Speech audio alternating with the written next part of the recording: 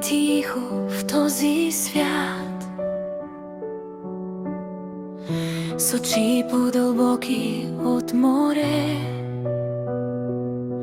В тях гори една искра, която ни кара да се събуди. Те чувстват всичко в нас: любов, тревога и страх, и носят в малките си сърца истини, които сме забравили.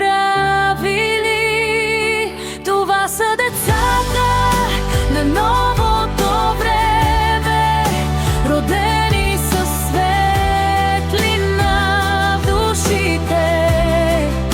Те идват да ни покажат пътя обратно към любовта.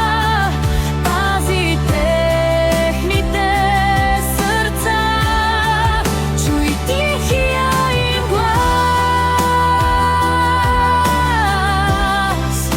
В техните очи се ражда новият свят за нас.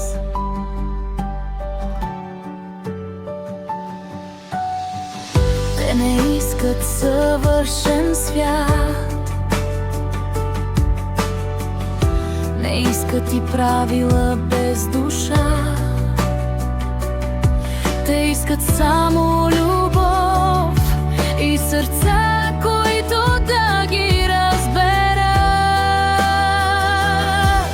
И когато едно дете плаче, понякога плаче и светът,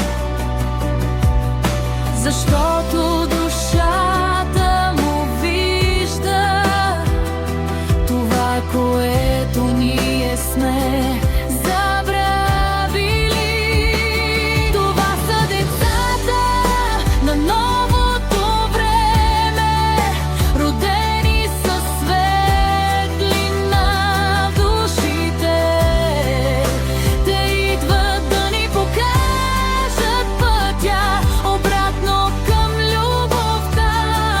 Пази техните сърца, чуй тихия им глас.